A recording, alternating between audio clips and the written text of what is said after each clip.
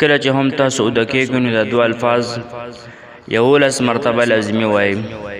د دې وظیفې ډېرې فایدې دي.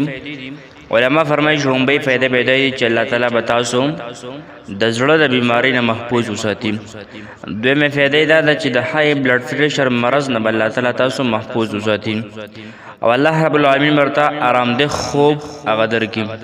داسې خوب به الله تعالی تاسو له درکړي چې با سکون وي. او څلورمه فایده دا چې ډیپریشن مرض نه به الله تعالی تاسو وساتي.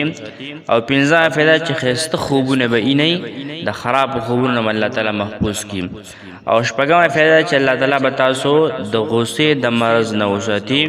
چې کله ویده کېږئ 11 مرتبه دا دوه صفاتي نومونه د الله تعالی وایئ، یا باعث یا نورو، یا باعث یا نورو، دا وایي 11 پیرې په ځان چوخ کوئ. ډېرې فایدې دي.